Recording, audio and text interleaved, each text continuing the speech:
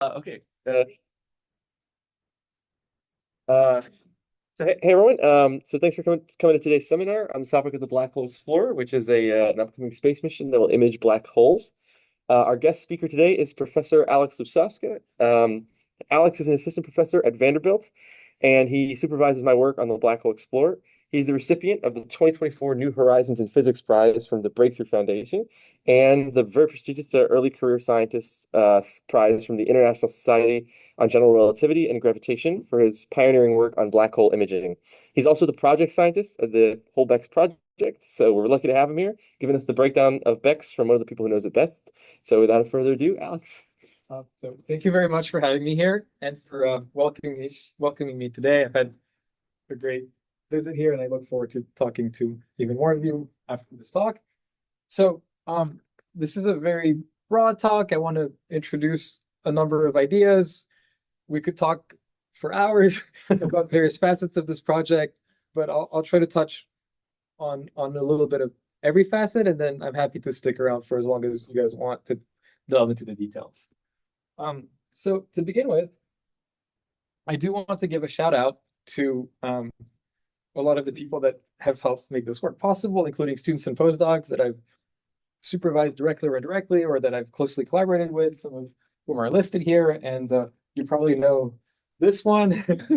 So Joseph has been actually doing really great work on the Black Hole Explorer. So thank you for letting him to us. I'll be talking about mostly my work, but a lot of people have contributed. And also now the Black Hole Explorer is really growing, and there's a lot of students and postdocs, and hopefully even more in the future. So I want to give some credit to the wonderful people here. All right, so to begin the story, by the way, this really cool background has been made by Joseph, who's very talented. It's helped with the outreach a lot. Okay, so I like to start talks on black hole imaging with this video, which starts by looking at the sky and then zooming in towards the galaxy C87 or M87. Everything that you're seeing here is a real image. This is not simulated. This is real data that's been taken over a very long period of time by all these experiments listed at the bottom.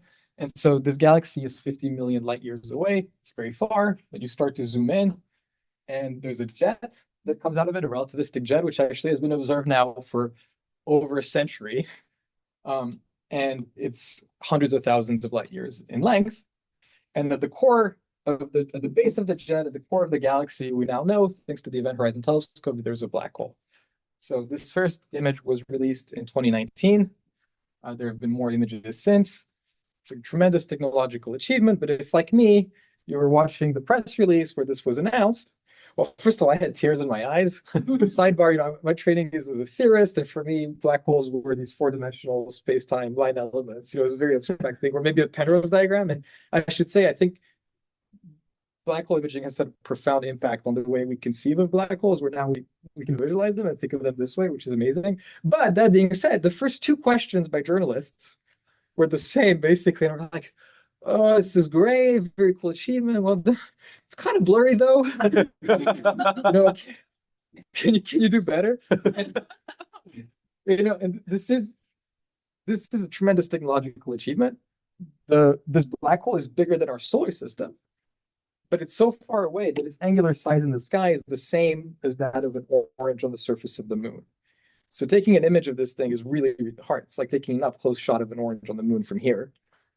And if you did a back of the envelope calculation to figure out how big of a dish you would need to do this, you would come up with roughly a dish the size of the Earth, which sounds impossible to build. But I think, as many of you are aware, the Event Horizon Telescope effectively did do something like that by creating a virtual Earth-sized telescope, by having multiple telescopes on the surface of the Earth and connecting them in a clever way to produce an effective aperture the size of the Earth. But of course, it is a little bit blurry. However, now that we know that this is possible to do, it's just an engineering challenge now to push forward and get a higher resolution image. Of course, we're limited by the diameter of the Earth, so we're going to have to go to space. That's where the Black Hole Explorer comes in. But the question is, what do we expect to see if we can achieve higher resolution? And this is the image that we got in 2019. And this is what we think a snapshot of the source ought to look like. So where does this come from? This is the output of a simulation using GRMHD, or General Relativistic Magnetohydrodynamics. So magnetohydrodynamics is the theory of charged fluids or plasmas, like the matter that's accreting onto this black hole. And then you have to put it in the curved background of a curved black hole in general relativity. It's a complicated set of equations to evolve, but people are very good now at running these things on big clusters. And this is a ray traced image from one of these simulations. So this is as far as we know. This is our best guess for what the source really looks like.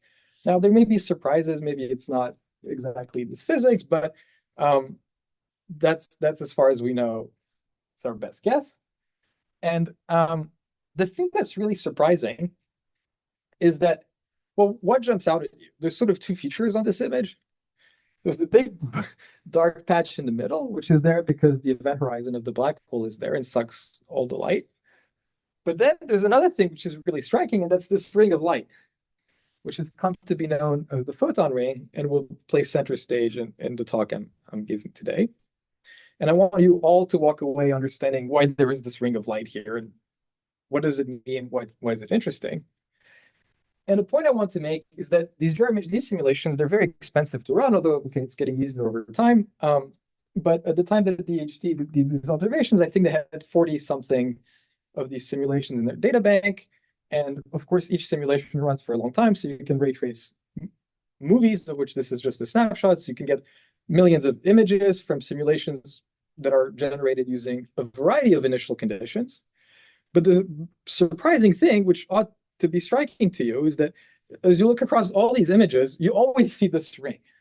And so that should give you pause and get you to think that, hey, like, how is it that if I change the conditions in my plasma, I mean, surely I can change what's going on in here, but I always get this ring.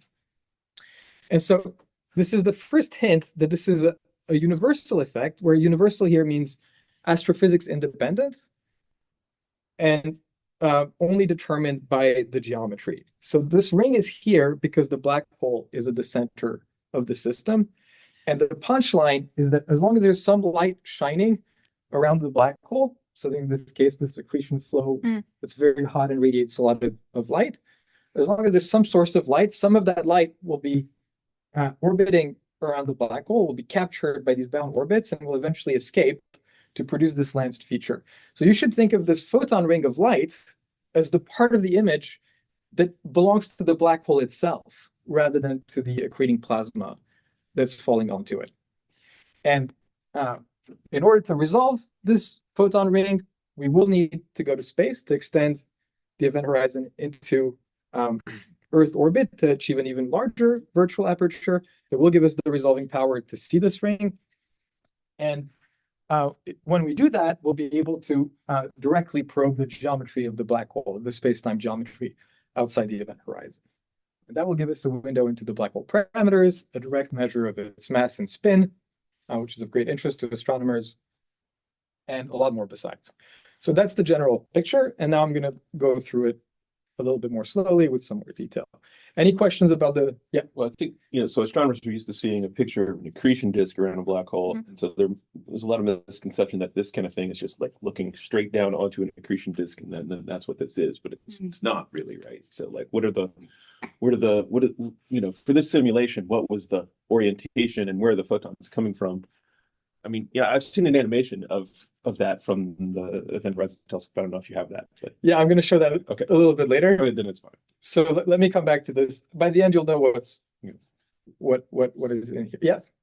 Okay, I'm not an astronomer, so this may be a dumb question. Why is it a ring and not like a globe encompassing like the light? Okay, so I will have a video. This is the same question in some sense, and I will have an animation that answers it, but let me give you the answer directly. There is a globe, we call it a shell, but it's the globe of light that's orbiting. But the thing is, when the light escapes, it comes out tangent to the shell. And so the light that escapes to your eye is the one so there's a shell and there's some light that goes off in this direction off the shell, but that doesn't reach you. And the light that reaches you is the one that came off the shell in these directions, and that traces a ring. Okay. And I have a 3D animation that will make that clear. Thank you. Yeah. Well, this is great because I think you're effectively anticipating where I'm going. So the story begins in this region of space-time, which, what is your name? Carolina. So Carolina called it the globe. That's actually a really good name. We came up with photon shell in this paper that kind of started the story. So everybody knows that a black hole has an event horizon, which is depicted here as this black disk, and that's the point of no return. Once light falls into this horizon, it can never come back out again. Okay, so we all know this. What I think has been a little bit less appreciated, but has become more relevant in this field now that we're envisioning this type of observation, is that there's another region of space-time that's actually more important or equally important for black hole images, which is this photon shell that has this funny shape. So here I'm using spherical coordinates around the black hole, and I'm showing you the r and theta coordinates. And so there's a shell in which gravity is so strong that light can be deflected so much that it can get stuck on orbits at fixed radius and just orbit around the black hole. Now, it's not trapped forever, it can still come back out, because being trapped forever is the definition of being in the horizon. And not only that, but it's also not the case that all the light that enters this shell goes around on spherical orbits, because actually light hates being trapped. And so if you're in here and you want to shine your flashlight and emit some photons, get trapped on these spherical orbits, you actually have to aim extremely precisely. So if you're here with your little flashlight, you have to aim directly up to load a photon onto this orbital shell and allow the light to get trapped, which it hates being. And so if you aim a little bit off to the side, the light will immediately get sucked into the black hole. If you aim a little bit off to this side, it'll escape back out to infinity. Okay, so that's the first thing to say. Now, Leo Stein is a relativist at the University of Mississippi. He's got this website, due2symmetry.com. And if you go, there's this really cool 3D Java applet that lets you interact with these orbits and visualize them in real time. So this is a screenshot from his Java applet, but you can vary the black hole parameters, how fast the black hole is spinning, the orbital radius, and you'll see these light rays trace these really cool trajectories. So this is just an example, but I want you to notice a couple of things. So for instance, one of them is that we call these spherical bound orbits because they're at fixed radius, but they're not actually exploring an entire sphere. In fact, these light rays are bouncing up and down. It's maybe clearer here. So in the theta direction, they're doing something which you may recall from classical mechanics. It's called a libration. It's actually the same, mathematically, it's the same equation as that of a pendulum. It's literally the same thing. So they're just kind of bouncing up and down as they rotate around the black hole. And there is a special radius, which is depicted here by this white circle, where the bound photons have zero angular momentum. And that's actually a necessary condition for them to be allowed to pass over the poles. Only things with zero angular momentum can go over the poles. And if you look at the bound orbits within this white sphere, they're actually prograde and they have positive angular momentum, so they're co-rotating with the black hole. Whereas the bound orbits outside of this white sphere, they're going around the black hole, but they're retrograde. They're actually counter-rotating against its spin, and they have negative angular momentum. Now, perhaps most of you are more familiar with the Schwarzschild black hole, which is non-rotating. So for that black hole, the event horizon has a radius of 2m. And there's only a photon sphere. There's only this white circle, which has a radius of 3m. But if you spin up the black hole, the horizon shrinks. There's a maximal allowed spin. And once you reach that, the horizon goes from 2m to m. So it halves in size. But the photon sphere of a Schwarzschild non-rotating black hole thickens into a shell that gets thicker and thicker. And as you approach the maximal spin, it will go from m, where the horizon is, to 4m. And this is a black hole that's close to maximal spin. Okay? Now, Is this a pure Kerr geometry or? yes, I'm going to assume black holes are Kerr black holes in GR.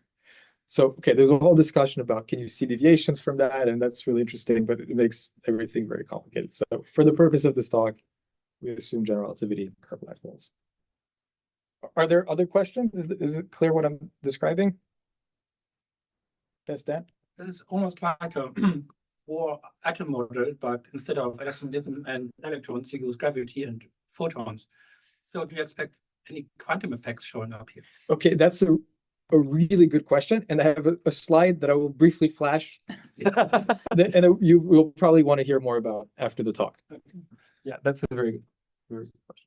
Okay, so the thing I want to attract your attention to here is that this is the second thing I want to point out. This orbit, you can see, doesn't close in on itself.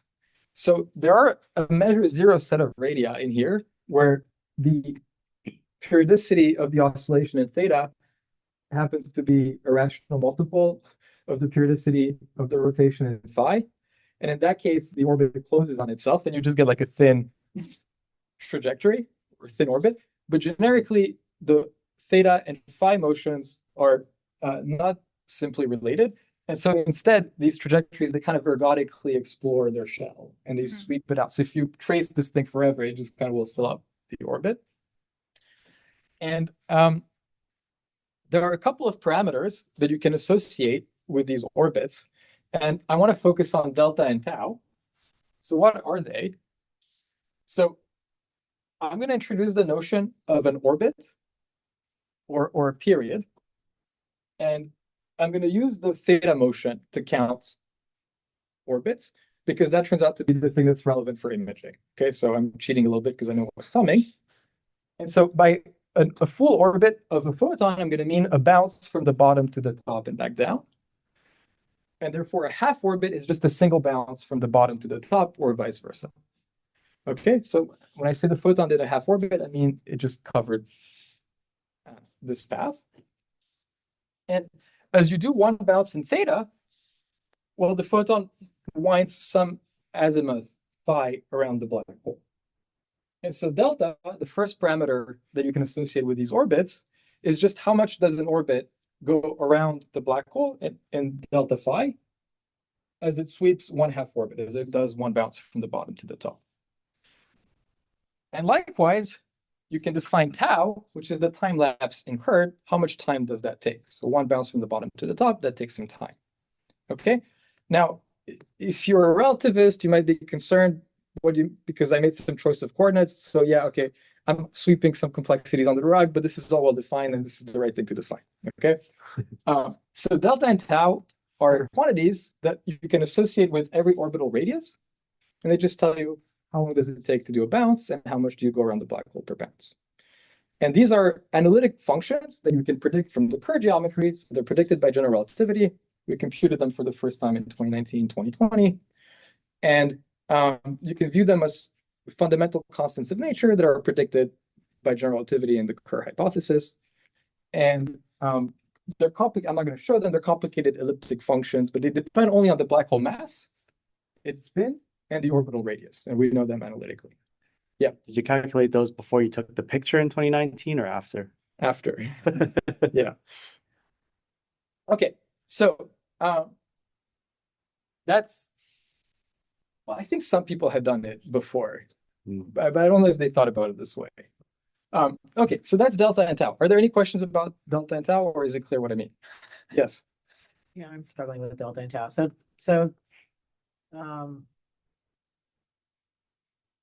Get one like this, and then you say it's halfway, a half orbit is you measure. Yeah, so imagine this trajectory is traced by a photon that goes around the black hole. And as it goes around the black hole, it's bouncing up and down in theta. Okay. And all I'm saying is one half orbit is one oscillation from the bottom to the top, or from the top to the bottom, doesn't matter. But as it does one bounce in theta, how much time does that take? That's tau. And how much does it rotate around the black hole at angle delta phi? In that time. That's Okay. delta. Okay. Then you can get some that are multiples of that are at a certain multiple, and then it won't ergodically fill out the shell. Yeah, that's what there's a measure zero. There's a special subset of radii for which that is true. Yes. But it's not generic. So it's not relevant to observations. Yeah. Because that's measure zero. Okay, so let me show you an animation that my student Trevor made. So here's an animation. On the left-hand side, this is the real space-time, and on the right-hand side, this is called an embedding diagram, where you show the curvature of the space-time. And we're starting with two light rays that are prograde and orbiting a fixed radius, but we give one of them a little nudge. And what you can see, there's a green and a blue one. And what you can see is that initially they're very close together, but actually as they go around the black hole, they diverge exponentially fast. And that's related to the fact that light doesn't want to get trapped. And so if you give it just a little kick, the light will actually escape, but the tiniest minute deviation in the kick will make it go off in a completely different direction. And that gets at an important, so let me play this again. That gets at an important feature of these black holes, which is that they actually act as omnidirectional lenses. They take light from anywhere and they send it back out everywhere else. And it's like a giant tumbler. You throw light in there, it's like a washing machine, spins it around and spits it back out in every direction. And so what I really want you to see here is how two light rays that are initially bound and very close to each other, every time they go around, they actually start to deviate more and more and more. And actually, you can compute this analytically. And this is the third and final critical parameter I want to introduce, which we call gamma. And we call it gamma because it is a Lyapunov exponent. And what do I mean by this? Well, remember I said if you're here and you want to load a photon onto its orbital shell, you have to aim perfectly right. You have to load the photon onto the shell by aiming exactly up or down. But imagine you take this photon and you give it a little kick. Well, it's going to go away very fast.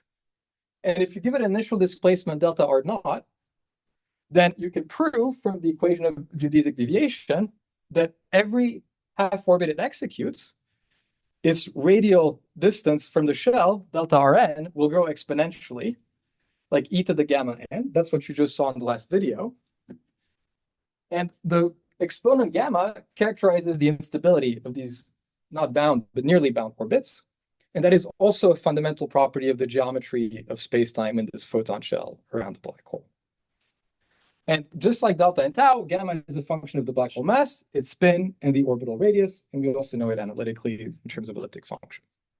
Yes. So it's like where it comes out then may be totally random because that's like a characteristic of chaos, right? Yes. So So that's true. Now, we have to be a little bit careful about chaos because geodesic motion in Kerr is completely integrable. So by definition, it's not chaotic. Okay. So the mathematicians would not call it chaotic, but certainly it has the feature that a small change in initial condition leads to a radically different exit angle. So, it's chaotic in that sense. Yes. I have a question. So where does the kick come from? What are the- Interactions. So these trapped orbits are unstably trapped. Light doesn't like to be trapped.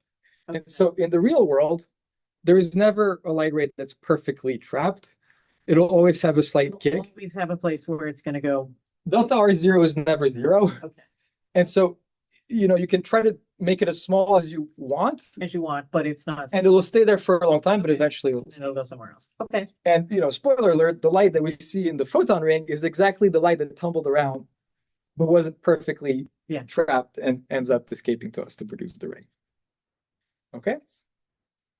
All right. So this is another video made by my students where there are three light rays, green, red, blue, which are initially exactly on top of each other. The red light ray is the one that is perfectly tuned to be exactly trapped and will stay at a fixed radius forever. And the green and blue have an initial kick on either side. And for a long time, you can't even tell them apart. But eventually the blue one will fall in and the green one will escape. And we call the red rays critical. The blue ones are subcritical because they fall in, and the green ones are supercritical because they escape back out. Okay, and we can make lots of these movies. It's really fun, but hopefully you get the idea. Does that make sense? Yes. you mentioned that because the GR equations are integrable, so it may not be chaotic. But if the Lyapunov exponent is positive, even if it's a deterministic system, it can still be chaotic, right? Yeah, that's not what mathematicians mean. Okay. They actually mean a lot more. Now, the way in which the system is truly chaotic, and there's a mathematician in China who's written some beautiful papers about this recently. Okay. So if you were to actually perturb the background geometry, so you imagine there's a small perturbation of the space-time, which for the systems we're observing is like incredibly minute, but in principle, if you perturb the background geometry, so it's curved plus a small perturbation, you can ask where will you see the first onset of chaos? Mhm. And the answer is exactly with these nearly bound rays in the photon shell. That's where true chaos in the mathematical sense will first appear. Yes, Do you allow spin-spin coupling in this model or not? spin-spin coupling. I'm not sure how to answer this. So we're just ray tracing geodesics. Right, but are you assuming that the photon has any spin, or are you No. assuming non-spin? No, and that's actually a very good point. So, I will come back to this. What's your name? Philip. I'll come back to this in 10 minutes, Philip. But it turns out that we're using a geometric optics approximation, which is to say, instead of treating light as a wave, we think of it as a point particle that just follows a massless geodesic. And that's also called the Econo limit or geodesic or geometric optics approximation. You can think of it as an expansion in the wavelength of the photon divided by the characteristic curvature of the system. Right. So the photons that we're observing with the Event Horizon Telescope have a wavelength of 1.3 millimeters, and the black hole M87 is bigger than our solar system. So we're expanding in the size of the solar system measured in millimeters, basically. And so all the corrections due to spin and all these other, they're just completely suppressed. And it's just fine to treat this as a non-spinning point particle in free fall. Yeah. So do the kicks given to photons, do they have to come from scattering of biparticles then that are also within the photon ring radius? So there are no kicks in principle because the photons are not, well, just come back to this. Okay, sure, yeah. Okay. So I wanted to explain this geometry of the photon shell, which is a region of space-time around the black hole that has these parameters that are intrinsically defined locally in the space-time, delta, gamma, and tau. Okay, so why did I do this? Well, I want to connect this to images. But before I can describe images, I have to talk a little bit about the image plane. Like, what does it even mean to talk about a black hole image? And so Bardeen in 1973 defined this convenient coordinate system to describe black hole images. And so you imagine that you're sitting over there looking down at the black hole, and then you look at the plane perpendicular to your line of sight, and you project the spin axis onto that plane perpendicular line of sight, and it defines this beta axis.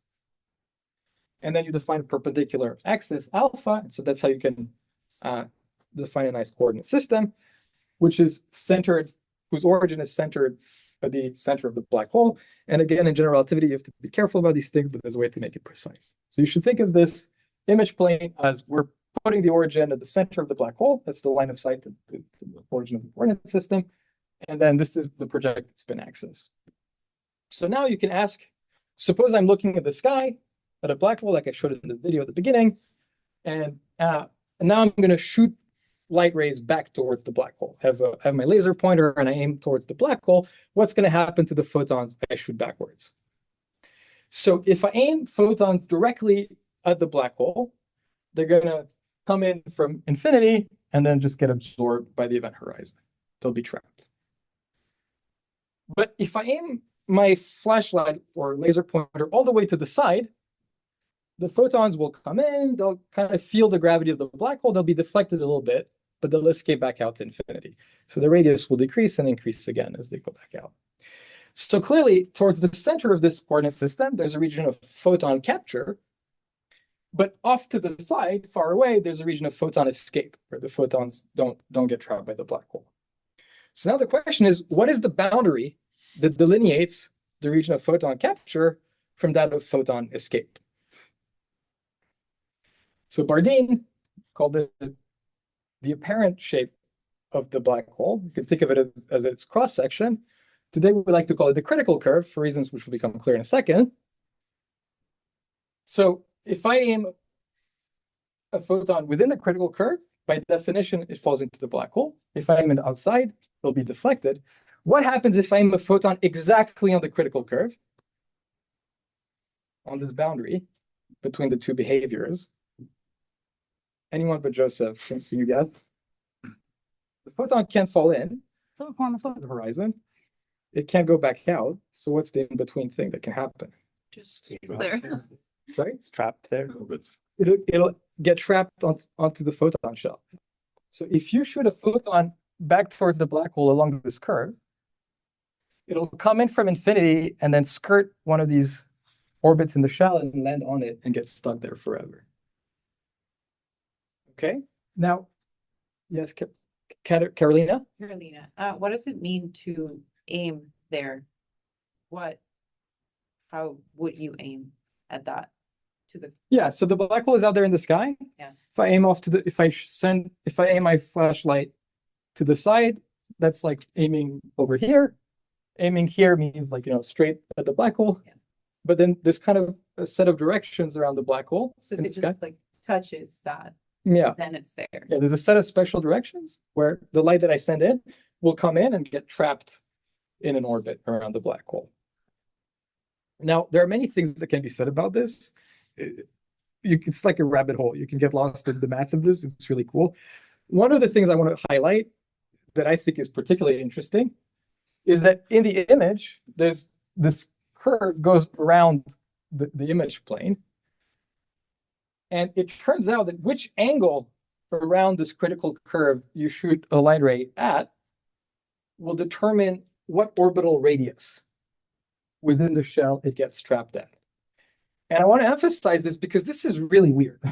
If you look at a star, and here's the star in the geometry, and here's an image of the star, when you look around the image of the star, you're seeing around the star in the geometry. What I'm telling you is that here, as you look around the image of the black hole, you're not seeing around the black hole. You're seeing deeper or closer to the black hole or farther out. And in fact, the light rays at a given point here end up exploring the entire shell. They see all around the black hole. That is the warped nature of space-time in your face. Yeah. It's like a weird thing. Mm-hmm. Okay? Now, for the purpose of observation, what really matters is not the photons that are exactly critical or perfectly trapped, because you have to aim infinitely precisely onto this curve for a photon to get stuck forever. And that doesn't really happen in the real world. So the question is, suppose you have a photon that's not perfectly on this curve, but is at a slight perpendicular distance d, either outside of the curve, so that's positive d, or inside of the curve, that's negative d. What happens to these photons? Well, based on what I told you, you should be able to put it together. So suppose that the photon that I aim at this angle around the curve ends up being loaded onto this orbital shell. If I aim slightly outside, so if I give this photon a slightly positive d, what's going to happen is that it's going to come in, it's going to hug this orbit, it's going to skirt it for a long time, but eventually it's going to come back out and escape to infinity, which it had to because it's outside of the critical curve. That's by definition true. If I aim it with slightly negative d, slightly inside the critical curve, it's also going to come in, it's going to skirt its nearby bound orbit, but eventually it's going to slowly fall in. Okay? And the thing that produces the photon ring is actually produced by these nearly bound orbits, which spend a long time orbiting around the black hole before eventually escaping to us. So it's the ones with slightly non-zero d that are relevant for black hole imaging. Okay, 2 questions. Daniel? So how thick is this layer of stability? Okay, very good.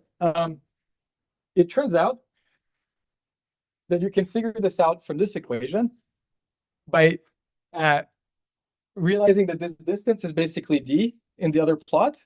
And so d scales like e to the gamma n. And so you can take the logarithm of both sides. And what you find is that n goes like 1 over gamma log d. So what that means is that if you had aimed the photon here, they went into the geometry and did 10 orbits. And now you want to aim another photon that does an extra orbit. So n increases by 1. You have to aim exponentially closer to this critical curve by e to the gamma. So every time you move by e to the gamma, you squeeze d by e to the gamma, you'll get an additional turn. And I have another slide that will make this even clearer, but that's the short answer. In centimeters, millimeters, nanometers, whatever. So the image of M87 that I showed you at the start has a diameter of about 50 microarc seconds. which is incredibly small in the sky. And the band around this critical curve in which light that you shoot back does a half orbit around a black hole is about 10% of the diameter. So there's a band of about this width in which light does 1/2 orbit. And then if you take roughly 10 times thinner wedge, you'll do 2 half orbits, and so on and so forth. Okay, I have, this will become clear in the next animation. Yeah. So if all light-like paths within the ring converge to the black hole, what's the difference between the ring and the event horizon then? Because you said the ring is at No. So the light that you aim on this critical curve ends up being trapped forever at a fixed radius in the field. Mhm. It doesn't go into the black. But anything within the ring, like with a Yeah, anything that you aim in here Yeah. will fall into the black hole. Yes. So you could think of this critical curve as the edge of the cross section of the black hole. Okay, it might just be a while since I took GR, but like I thought that was the event horizon that within which all trajectories converge to the black hole. Okay, so the reason this is subtle. Oops, sorry, I'm going in the wrong direction. Let's go back to this image. Mm. So you see the photon ring hugs the critical curve. Mm-hmm. So any light ray that you shoot back towards the black hole, any light ray that you shoot back within this ring, so everywhere in here, will eventually cross the event horizon. Mm-hmm. But the direct image of the lens horizon is only this. We call this the inner shadow. Mm-hmm. And the distinction is that this is the region in which light rays enter the horizon without orbiting first. Mm. But there's this region in which light rays actually orbit around the black hole before falling in. Mm. Okay. So there's a difference between the image of the event horizon defined as just the directions in which light gets captured, which is the entirety of this thing. Mm. And that's different from the lensed image of the event horizon, which is just like the direct path to the horizon. I'm guessing also that the special orbits that have like that close in on themselves are not dense within the ergodic sphere, and that's what prevents the chaos from being true chaos. Yeah, that's right. They're not dense. Yeah, I think that's right. Okay, so all right, this was very mathy, but now we have everything in place to connect to images. And so the key point is the following, that because there are light rays in this photon shell that can go around the black hole multiple times, it follows that a single light source around the black hole can connect to a single observer along multiple light paths. So in other words, you can prove in general relativity that if you pick two spatial positions outside the black hole, they're actually connected by infinitely many light rays. This is not true in this room. If I'm looking at Joseph and I want to ask what are the directions that connect, via which light can connect my eyes to Joseph's eyes, it's just a straight line because light rays go in straight paths. But around the black hole, because it's possible to orbit around it, in fact, you can orbit around it multiple times, there are actually infinitely many light rays that connect any two spatial points that differ by the number of times they go around the black hole. And so to tie it all together, I'm going to show you how this works in detail for the simplest example, the simplest case, which is that of an equatorial disk. So imagine you have an equatorial disk that shines light. And we're going to focus on the case where the observer is looking down the spin axis because there's extra symmetry, which makes it especially simple. But already you can see that if you pick a single light source in this equatorial disk, there's going to be some light that comes directly to the observer.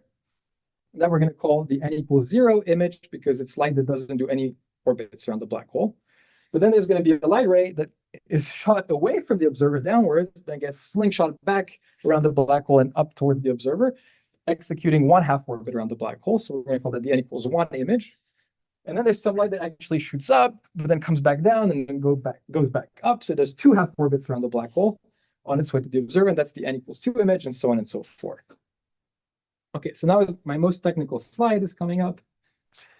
So don't be scared. I'm going to unpack it. So let's look first here, then here, and then at the end here.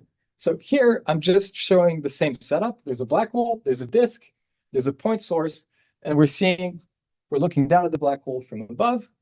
There's an n=0 image from light that just goes off the disk directly to the observer. That's the direct image of the main emission. There's an n=1 image that goes around, and then an n=2 image that does a full loop before escaping. So that's just what I showed you on the previous slide.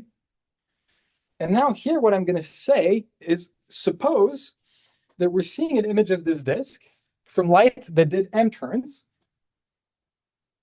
around the black hole.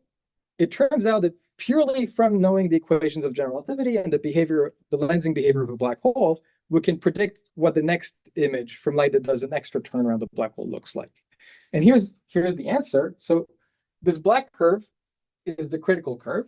It's that special region we've been discussing. And I'm saying, suppose that the nth image of this disk is this color wheel. This is not realistic. It's just to illustrate the physics. What will the n+1th image of the disk from light that does an extra half orbit look like? And the images differ by 3 effects. The first effect is that the color wheel will be rotated. And in the case of a non-spinning black hole, the Schwarzschild black hole with 0 spin, the rotation is exactly 180 degrees. And you can see this here, because if you saw this point coming, emitting light that you see, from the right side of the image, the next image that you see will come at you from the left side of the image. So it'll appear on the opposite side of your screen. So every point appears on the opposite side, which amounts to half rotation.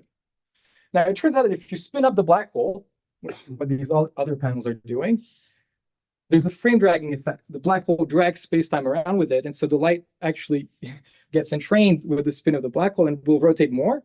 And at maximal spin, you do almost exactly 3/4 of a turn. So that's the first effect. There's a rotation of successive images.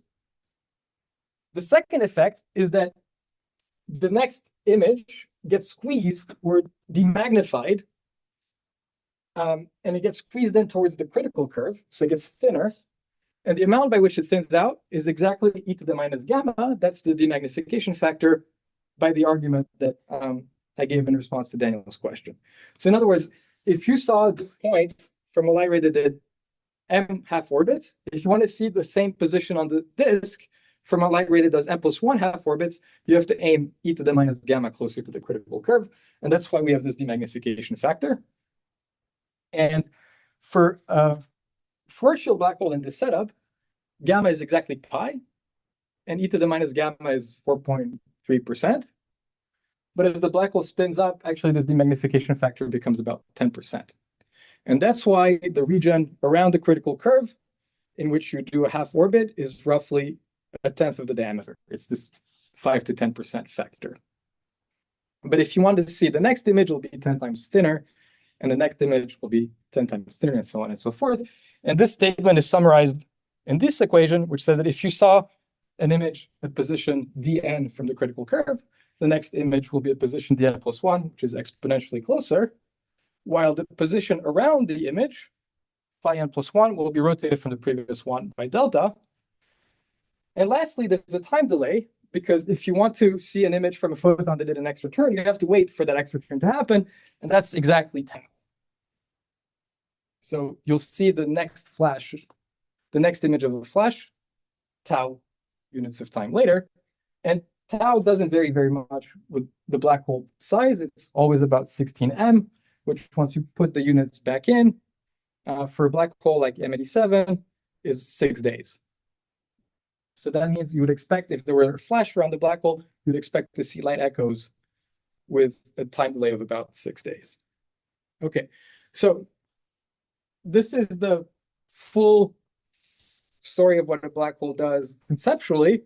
And then, okay, when you're not on the spin axis and the source is not equatorial, the equations get a little bit more complicated. So I picked a clean example in which the equations are literally this, but we understand it completely analytically in full detail, etc. Any questions about this? Have I lost you or? Okay. All right. So if you want to know more about this, my student Trevor and I have been working on this iPhone app called Black Hole Vision. You can download it on the iStore right now. Apple Apple App Store. Yeah, sorry. It's an iOS app which you can get on the App Store called Black Hole Vision. I'll show you how it works at the end of the talk, and I encourage you to download it. But it lets you look through your iPhone at the world around you with a black hole in the middle, and it illustrates these effects. So it's all very fun, but let's do this at the end. So let me put together everything I've said. Imagine you're looking at a black hole, and there's a source of light, like a hot gas that's emitting radiation. So what are you going to see? Well, first, you're going to get this direct image of all the stuff around the black hole from light that is weakly lensed. That's just going to be the n=0 direct emission that shows you what's around the black hole. But some of the light will actually be captured in the photon shell just long enough to do an extra half orbit. And so you'll get an additional image of the stuff around the black hole from these n=1 photons that are lensed into this ring. And then some of the light is exponentially more precisely lensed to spend more time in the photon shell and do 2 half orbits. And then that light will produce yet another image of the stuff around the black hole, but it'll be exponentially thinner on your image screen. And this is electromagnetism, so everything adds linearly, and the full image is a superposition of all these image layers. So the net effect that you see is exactly what I showed you at the start. You see a background image, that's the n=0 layer that just shows you what's around the black hole. And that is astrophysics. We can't predict from first principles what that is. It depends on what the plasma and the initial conditions around the black hole are. But the point I want to make is that once you know that background image, you can predict just from the lensing behavior of a curved black hole, which I've described to you, what the additional lensed images of the source will look like, and they'll form this photon ring, which consists of mirror images of the entirety of the emission around the black hole from light that orbited around. And we have not yet seen this in the real world, but we want to, and that's one of the major goals of the Black Hole Explorer. Quick question. If you put in realistic plasma around, or just doesn't have to be plasma, and look at the interactions between the photons and the material, how long do you expect a photon ring of, say, a given photon to exist for, to give a distance? Yeah, so what we expect is that for the sources we're looking at, there's gas that's continuously falling. So there's always a source of light that's emitting photons. It fluctuates, but as long as there's light that's shining off, you're going to trace out this ring. And it's true that in a given snapshot, there will be flares in the disk. Like, so this thing is not exactly uniform. And these flares will be reflected in the photon ring, which you can actually see here. But what we want to do is time average observations, because if you wait long enough, these flares, they wash out and you just get a uniform background, and that will create a perfect pristine ring around the black hole.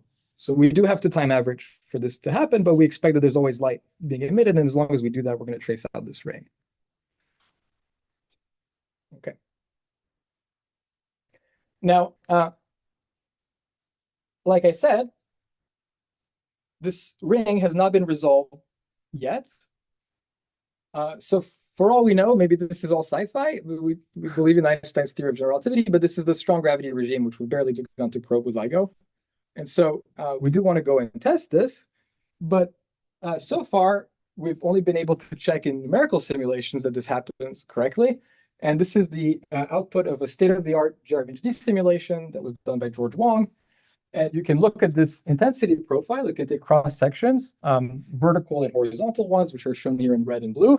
So you see these spikes, those are the photon rings. And now we can zoom in on these spikes. That's what these two next panels are. And what George did is that he went into the simulation and he actually tracked how much of the flux that you pick up comes from photons that did how many orbits. And he colored the flux contributions by the orbital number. And what you see is exactly what you expect based on my previous slide. So you see the magnified images. The height is the same because you're picking up the same number of photons every pass through the emission region, but they're getting exponentially squeezed by roughly e to the minus gamma. So we've confirmed this structure with numerical simulation, but we haven't observed it yet in the real world. That's the next step. Now, I can't resist showing this video because it goes back to your point, Philip. I've been talking about photons, But really, the fact that they're spin 1 particles is irrelevant here. I'm really just talking about geodesics in the curved spacetime. So this is an animation of a black hole merger that has been produced by this collaboration. And I want you to look at what happens during this black hole merger. So first there's the inspiral phase where the 2 black holes rotate around each other. Then there's going to be a very rapid coalescence when the 2 black holes merge together. And in the end, there will be a final black hole that rings down to settle down to equilibrium. That's the final black hole. And look here. Okay. So the point I want to make is that in the final phase of the merger, when you have a single final black hole that's reaching equilibrium, it does so by ringing down. And the very last ripples of spacetime, the very last gravitational waves that you see, are actually tracing out a ring. And this is no coincidence. It's actually the photon ring, which we may as well have called the graviton ring. It's the same exact physics. And the reason is that the last gravitational radiation to leak out of the system comes from energy that is swirling around the photon shell before leaking out. So there's a bunch of stuff that comes out first, but at late times, the last stuff to come out is the stuff that orbited around the black hole before escaping. So photon ring and what you're seeing here, call it the graviton ring, it's the same physics that is being probed. Yes. There was a question earlier from Philip about how long the light takes to escape from the photon ring once you make one.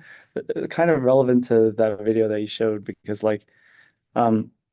suppose something happens, like you consume a star or something like that. Yeah, dump a bunch of photons into the photon ring. How long would it last for? Yeah, that's my next slide. Okay. Oh, okay. So I'm not going to explain this slide because listen. Yeah, that's true. It takes a long time to explain it. Okay. But this is an answer to your question about the Bohr atom and quantization. So it turns out that okay, this is now being obscured a little bit, but what LIGO likes to measure in black hole ring down are the characteristic notes of the black holes. It's like a bell. When you hit a bell, as a function of its geometry and composition, you can predict its characteristic notes. Different bells have different shapes and they sound different. Black holes are the same. They're made of space-time, but we know the space-time geometry around the black hole is given by the Kerr geometry. And so because we know their composition and shape, we can predict their characteristic sound. And those are called the quasi-normal modes. And there's a bunch of them that form the quasi-normal mode spectrum. So it's a spectrum of frequencies, and they're labeled by L, M, and N. So L and M are spherical numbers, and N is an overtone number. There's a fundamental and higher overtones. And these frequencies are what LIGO measures in black hole ring down. They're very hard to compute. There is no analytic expression in general, but in the limit where the waves have high frequency or high angular momentum, these two things go together, they're oscillating so much that you can think of them as particles. And so you can think of them as particles that are going around this photon shell before leaking out. And in this limit of large L, you can compute the frequency analytically. And this is the answer. I'm not going to explain it in detail, but all I want you to know is that there's a real part and an imaginary part which sets the decay time. So that's getting at your question, Philip and Chris. And this decay time is actually controlled by the Lyapunov exponent gamma and the parameter tau that I defined.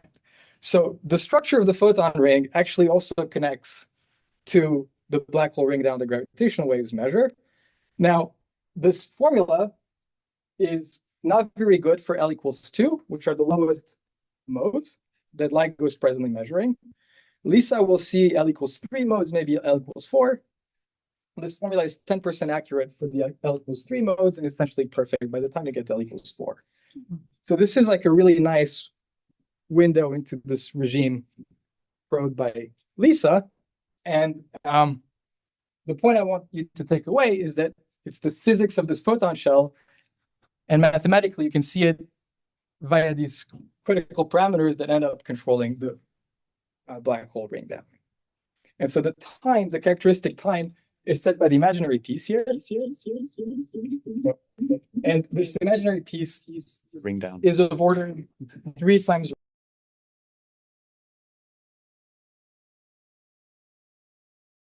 Should I? So I think you should have done on your laptop. okay, sorry about that. So root 27 times the mass of the black hole times g over c cubed. That will give you the characteristic time for this effect to die down. Okay, and now this is the summary of all the theory I've told you. I'm wrapping it up. It's a prediction of general relativity that within images of a black hole, there should be a thin photon ring, which is itself composed of the stack of subrings that are self-similar images of the stuff around the black hole. And each ring is a length image of the main background emission, just differing by the number n of half orbits around the black hole. And these rings, they converge to a specific shape, which is predicted by the curve geometry. That's this critical curve, and which depends on, which is set by the black hole mass and spin. And so if you could measure this ring, you could actually get a direct probe of the space-time geometry and its mass and spin. Now, the last part, which could itself be a whole other talk, is how are we actually going to measure this in practice with an interferometer? So the way that the Event Horizon Telescope makes images is not the way that your eyes see images directly or the way your iPhone camera takes pictures. Instead of seeing an image directly, we're actually sampling the Fourier transform of the image. Now, in the time, like the 2 minutes I have left, I can't explain the theory of this in detail, but I'll just flash a couple of slides to fix the basic ideas. So if you had an image on your image plane or the sky that was a perfect ring, so it would be a delta function thin ring, that's an exercise in Fourier analysis. You can take the 2D Fourier transform of this, and the Fourier transform is the visibility or the response that an interferometer would pick up. And it's a Bessel function J0, but there's a nice formula to approximate it. It's basically an oscillation that decays like 1 over root u and oscillates with a periodicity that is set by the diameter of the ring. So if you have a ring in the sky and you have an interferometer that's looking at it, the interferometric response is going to be the so-called radio visibility. It's going to be a ringing with a power that falls off very slowly and a periodicity of the ringing which is set by the diameter of the ring. So now what you can imagine is you have the Earth, and then there's the black hole, and as your ground array looks towards the black hole, the telescopes in your ground array are at a certain position in the plane perpendicular to the line of sight, and any pair of telescopes is sampling what we call a baseline, which is it's sampling one point in the Fourier transform of the image. And what you should think about is that if your two telescopes are here in the plane perpendicular to the line of sight, the visibility that they're going to pick up will actually be sensitive to the diameter in the same direction in the image. But as the Earth rotates and your telescopes move, the ringing visibility that you're going to pick up will actually sense the diameter at different angles. So where your telescopes are tells you, when you look at a ring, what angle around the ring diameter you're actually probing. And the Event Horizon Telescope is limited by the size of the Earth, which means as you move your telescopes away from one another, you're really changing this axis, which is called the baseline length. But if you're limited by the diameter of the Earth, it turns out you can never see more than this ringing. And the problem is that a very thin ring really gets this clean signal once you get much farther out. So if we're on Earth, we can actually see this clean ringing that is set by the photon ring. And that's the key idea for why we need to go to space. You see, here I took two images of a disk around a black hole, same thing we've been discussing since the beginning, a thin equatorial disk. In the top image, I'm only showing you the direct image of that is produced by light that comes directly off of the disk to our telescopes. In other words, I turned off the strong lensing. And in the bottom image, I allowed for light rays to go around the black hole and then produce this characteristic stamp, which is the photon ring. And to our eyes, okay, the difference is that there's a much thinner ring here. And in Fourier space, a very thin ring means very high Fourier components. So it means there's signal with power on much longer baselines. So your interferometer will pick up a signal even if your telescopes are very separated. But the problem is that if your telescopes are only as far apart from each other as an Earth diameter, they can only probe this part of the ringing. And whether you have a very thick ring or a very thin ring, these two signals kind of look the same as far as the Earth is concerned. And so to be able to resolve the ring and tell the difference between this situation, you need to go to longer baselines, longer telescope separations, and prove that they're still ringing there, whereas there wouldn't be here. And so that's what the Black Hole Explorer telescope is all about. We want to put a satellite into Earth orbit. It'll be at about 3 Earth diameters farther out. And it'll be able to, therefore, tell the difference between there being a ring and there not being a ring, and we need to go to space to do that. So once we do go to space, it turns out, and this is really cool, you don't need a swarm of satellites. A single telescope in space is enough, because as the satellite orbits in the plane perpendicular to the line of sight, as it goes at every angle phi around the orbital plane, the visibility it samples will have a periodicity that tells you the diameter d phi of the ring at that angle. And this ring is not a perfect circle. The deviations from circularity encode the spin. And there's a prediction from general relativity for the shape of this ring. It has to be of this functional form. And by extracting these parameters, we can learn about the black hole mass and spin. The details of exactly how you do that are subtle, and Joseph and I have been going deeply into the weeds, but it's possible to do this, and you can ask Joseph about the details. Okay, so this is a slide to show what we expect BEX to be able to do. So the Black Hole Explorer, the satellite we want to launch, will be able to go around the Earth, sampling the visibility. Okay, it's a little bit of a mess. I can go into the details if you want, but the upshot is the following: that we think we'll be able to do movies and then average them.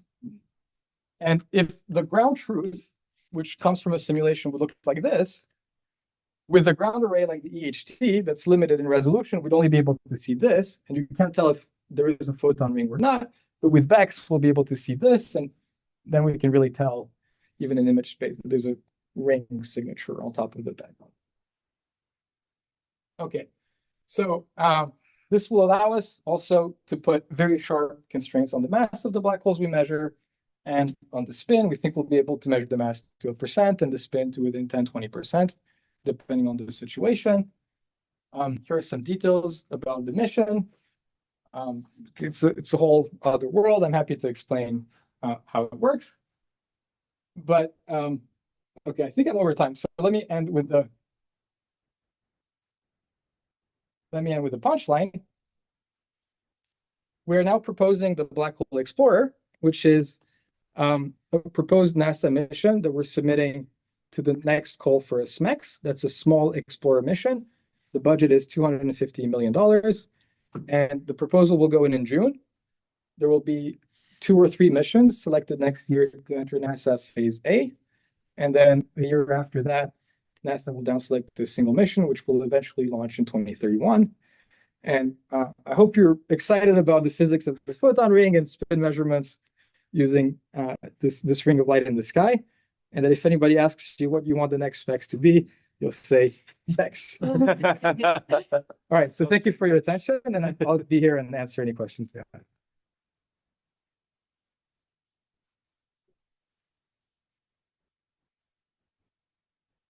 Philip. So if you were to put a dish on the moon instead of in orbit at a few Earth radii, but a larger dish, you looked at that as a possible mission. Yeah, so about like 3 years ago, we were thinking about doing that. Now, one of the problems with that is that when you do very long baseline interferometry, you need to collect a huge amount of data. So the EHT was, I think, the most data-intensive experiment in the history of science, period. Collected petabytes of data. And each telescope actually captures a lot of light. And then you have to correlate the data from each telescope to extract the part of the signal that comes from the source of interest. So it's like looking for a needle in a haystack. So you record petabytes of data, and at the end, your image is like a few kilobytes. And so in particular, our satellite needs to downlink a lot of data to the ground, and BEX will downlink 100 gigabits per second. Laser comm. So we are using laser comm. Now, so 3 years ago, there was a plan to submit a NASA probe proposal, which was submitted under the name of Saltus. It didn't get selected.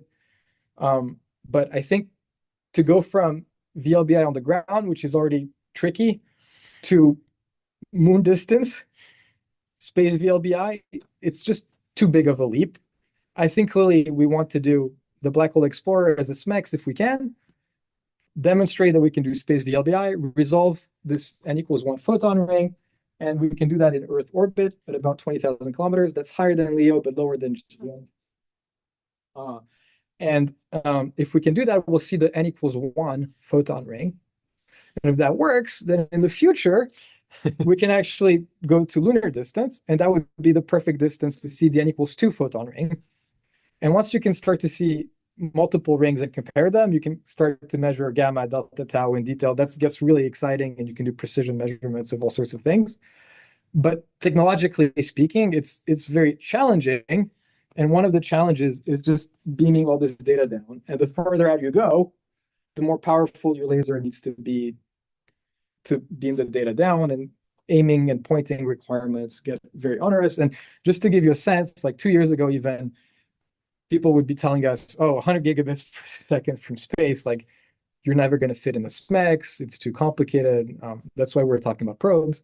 But there's been a huge change in the past year where Lincoln Labs, the part of MIT that develops these technologies and is a partner on our mission, has been working on this tech for a long time. And in April, they launched a CubeSat called T-Bird that went into LEO, low Earth orbit, and downlinked 200 gigabits per second down into Goddard.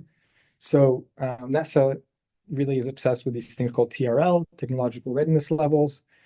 And you want to demonstrate that your instrument is high TRL, where 1 is it's just a napkin concept, and 9 means it's space grade hardware.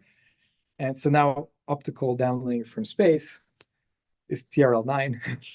So 2 years ago, people were like, yeah, this is not going to happen. And now they're like, oh yeah, And then by 2030. done. No, well, actually, I think one of the things that's really Telepathic. exciting about this is there is this thing called the Deep Space Network, DSN, which NASA has this communication network with relays. Apparently you can send email all the way out to Jupiter or something, but What? it's low bandwidth. And in the next few years, we want to send people on the moon or maybe even Mars now, I don't know. And you're going to want to stream video in high definition, and you're going to want that. So this technology, He access ticks from Mars. I think it's something that everybody's going to want. I think it's the future of space internet. You just can't use radio wave to achieve these frequencies. And so everybody's been saying for a long time, optical downlink is the future, but I think the future is finally now. Like it's, this thing flies on CubeSats and it's TRL 9. And so we're hoping that BEX will be one of the early adopters, one of the first science missions to adopt this. But I think whoever does it first, will take a hit in terms of convincing everyone that this can be done. But once it's done, everybody's going to want to switch. And, I just heard I was at AAS and I heard from PIs on other space missions, and they're also looking into this because everyone is kind of surprised by how quickly it's all fallen into place. So I think, it's very hard to predict timing. I think the long-term trend is clear. This is going to become routine in the near future, and then every space mission will be able to beam huge amounts of data down, and we'll have Netflix on the moon eventually. But like, when exactly is it going to come? I think a matter of years, not decades, but we're hoping to be the first space mission to demonstrate this and use this technology. And that's a really cool aspect of it. Yeah, okay, so you haven't asked a question, and then Daniel and then Philip again. So I think you maybe answered this already, but I'm still a little bit confused what the difference is between like a photon that would go around like a lot, like thousands of times, and the event horizon. Because like anything that would, I guess, be like slightly tilted in would just never escape. It would spiral in. And how would a telescope then register that? Yeah, so the difference is one of photon momentum or direction that it's traveling into. So if this is the event horizon, and there's some radius in the photon shell where you want to have light that's orbiting forever, you have to go to that radius and aim directly upwards or directly downwards, but not radially to the side. Because if you aim radially to the side, the light will either fall in or escape. So to load a photon onto one of these bound orbits, you have to make it enter the photon shell with no transverse momentum. So it has to be aimed exactly along the shell. So I'm like, So whether light is trapped or not has to do with, as it reaches the photon shell, does it have a transverse momentum or not? so then like what's the region, I guess, still between the event horizon and the photon ring? I think Yeah, actually, let me draw a picture here. Maybe I don't have the perfect visualization. So suppose there's a black hole and you're looking down. And suppose for simplicity that it's a non-rotating black hole. So it has a Schwarzschild radius of 2m. Then there isn't a photon shell, it's just a photon sphere of 3m. Okay. This is not to scale. I'm a theorist. Okay. So this is 3m. All right. And now imagine there's also a disk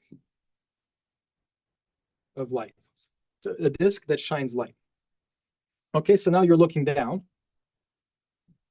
And these different directions correspond on your image plane to different radii. So there will be an image. So what do you see in the setup? I guess of colors. I'm going to use that. So this part of the disk is shining light. It comes to you. But the disk can keep shining light all the way to the horizon, and you'll still see this light. So all this light that comes directly to you will be the direct image of the disk all the way to the horizon. And the patch in the middle will be a patch that exists because if you shoot light down, it hits the horizon before reaching the equatorial plane. So this dark patch in the middle, which in these images is this completely dark patch, that's the directions that correspond to light rays that hit the horizon from above directly before they can reach the equatorial plane. But then, how many colors do I have? Then there will be light here that shows you this part of the disk. But actually, this light can also go around and show you this part of the disk and can go around and show you this part of the disk again and again. But notice that this direction is a 3m, which is farther out from the horizon. So it's kind of like here. Okay, so if you look at an image of the black hole in this situation, you see the direct image of the disk outside of the photon ring, which corresponds to these light rays that hit the geometry at more than 3m.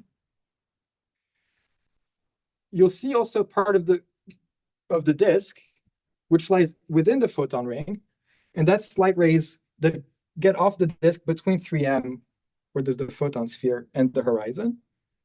But then once you get to 2m, there are no more light rays that hit the disk because they get sucked into the horizon. So that's completely dark. I see, yeah. And so that's why there's a ring with light both outside and within that ends then at a smaller dark region, which is the direct image of the horizon. So to go back to your point, it is true that all the light rays between these, so all the light rays in this region, if you were to, they're light rays that do this and eventually fall into the horizon. Mm-hmm. So to go back to your point, it is true that all the light rays in here do end up on the horizon, but they end up on the horizon after crossing the equatorial disk. So you still see along these light rays an image of the disk.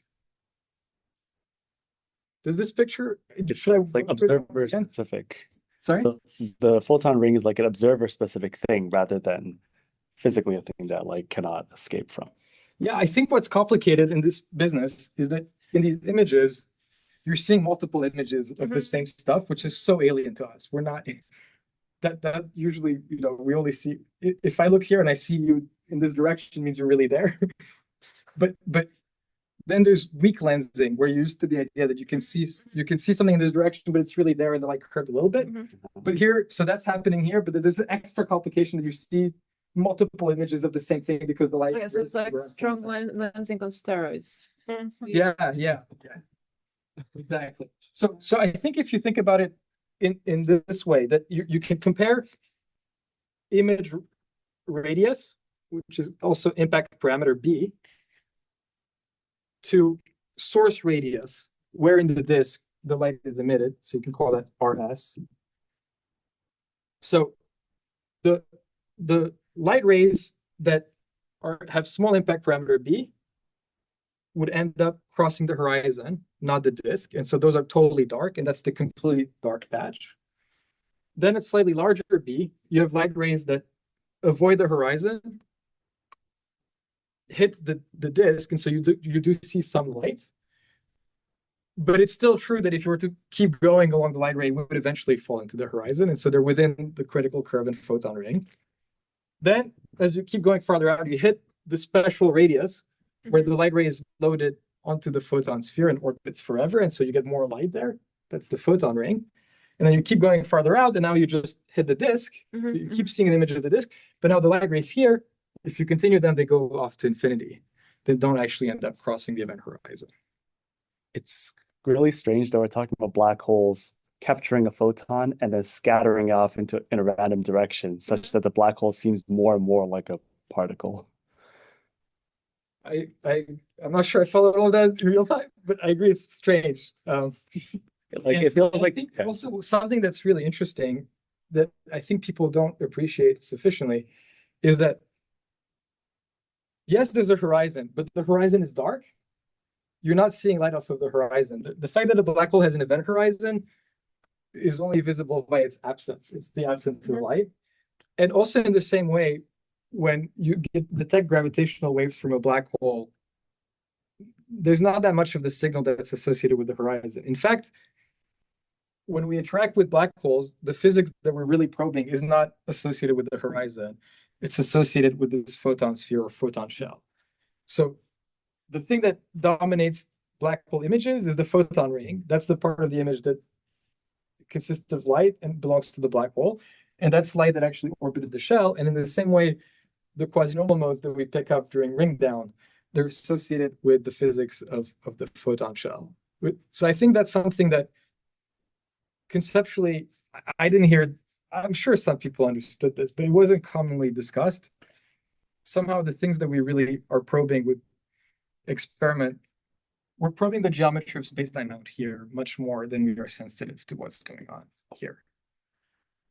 You mentioned this characteristic timescale for an orbit would be order of 6 days in this example. By going in intensity of autocorrelation in time, Yeah. The Event Horizon Telescope should probably see this already, right? Yeah, so Well, no, probably have been looked for, I guess.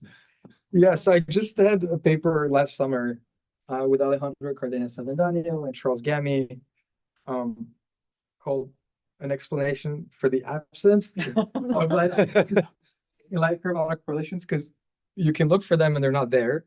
And you're like, why is that? And it has to do, it's a very simple argument in that you can derive it in like 3 lines of math, but it's too complicated to do like live on the board. But the idea is the following, that the intrinsic time scale of autocorrelation in the source. So in other words, imagine that there's flashes here. Imagine that this is a plasma and it's fluctuating. You can ask, what is the intrinsic time scale of correlations in the source? So imagine that it's tau. So in other words, if you have a flash here and it kind of moves around, it'll last the characteristic time tau. sorry, not tau, lambda, let's call it lambda. The question is this characteristic time scale bigger than or smaller than tau, the geometric time delay? And it turns out that in order for light echoes to be visible in light curves, you would need this to be true. Okay? And just mathematically, there's a simple argument that if this is not true, it's extremely hard, it's basically impossible to measure autocorrelations, time autocorrelations from a light curve. And, you know, in most simulations, this is true. It's very hard to produce, you know, realistic RGB models in which this is true. And in general, this is true. And then you just mathematically, you're not going to see it. Now, the problem with light curves is that it's the way you do better is by spatially resolving the source. So when you look at a light curve, it's like saying the whole image is just one pixel. And, you know, if there are flashes like here and here and here and here and here, but you treat the whole image as one pixel, the level of fluctuation gets attenuated tremendously, and that's related to why you can't see it. If you were able to spatially resolve the image, then you'd be a lot more sensitive to these correlations. And so the upshot is I'm basically convinced it doesn't matter how good your instrument is or how long you integrate. You can look at the Sagittarius star light curve all you want. You're not going to see light echoes. But if you were able to spatially resolve it, making basically movies, then you would be able to see it. Now, with the Black Hole Explorer, when you go to NASA and you say, we want a mission to do X, it's not like the NSF where you can say you're going to do X and then you maybe don't do X, but you do Y and it's still okay. With NASA, it's a mission. And if you say you do X, you have to do X. And if you do Y, you can say, oh, but it's great too. But I'm like, no, you failed. So, you know, we're not claiming that, you know, trying to see autocorrelations in this way is not something we're officially claiming that we're going to be doing, but we're going to try to. Yeah. Stretch goal. Yeah. Not level 1 requirement. Yeah. Stretch goal. Not very. Yeah. Everybody go, and then if people want to stick around some more. Yeah, but yeah. Talk. So thank you so much for coming, everyone. And